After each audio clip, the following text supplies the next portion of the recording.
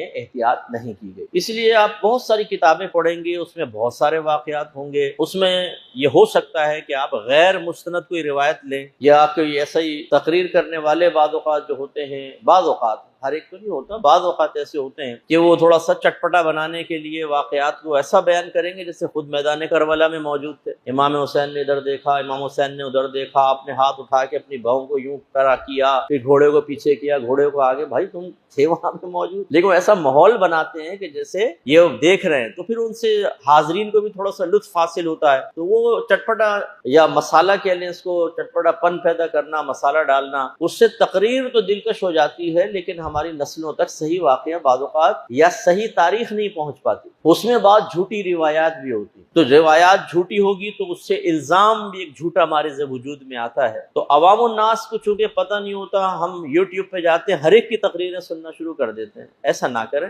مستند جو علماء آپ کو محسوس ہوں کہ ہاں بھئی یہ محتاط علماء ہیں اور احتیاط کے ساتھ چیز بیان کرتے ہیں، ان کو سنیں، یا جیسے سوانح کربلا ہے کتاب، وہ لے لیں آپ، ایک حضرت نعیم الدین مراد آبادی صاحب رحمۃ اللہ نے لکھی ہے، یہ آپ لے لیں، اچھی ہے، تو اس طرح کی روایات والی کتابیں لیں، اور یا محتاط علماء کے بیانات سنیں، ہر ایک کا نہ سنیں ورنہ غلط فہمیاں پیدا ہو۔ یہی وجہ ہے کہ چونکہ یہ تاریخی حوالوں سے چیزیں آئی ہیں، امام اعظم ابو حنیفہ رضی اللہ تعالی عنہ نے یزید کے لیے کفر کا حکم نہیں لگایا،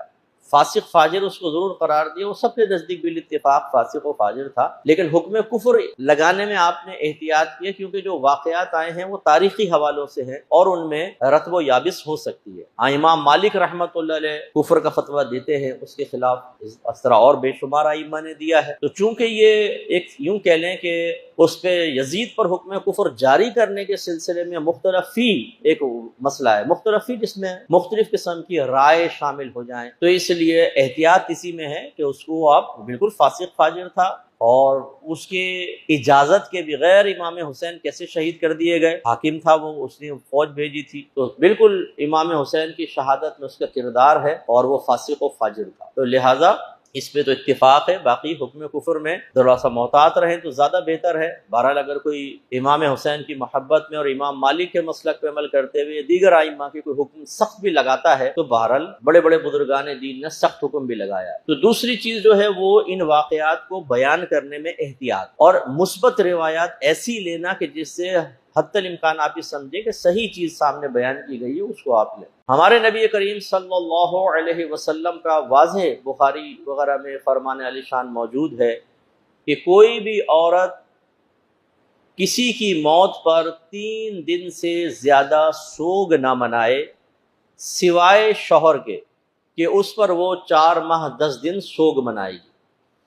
اچھا، سوگ کسے کہتے ہیں؟ اظہار غم کو، اظہار غم کو ظاہر کرنا، ورنہ غم تو قلبی کیفیت ہے نا۔ ابھی میری والدہ فوت ہوئی ہیں، مجھے غم ہے، لیکن کیا آپ پہچان سکتے ہیں میرے دل میں غم ہے کہ نہیں پہچان سکتے نا۔ ہاں، اگر میں وہ پرانے سے کپڑے پہن لوں، کھانا پینا چھوڑ دوں، بستر پہ لیٹ جاؤں، لوگوں سے ملوں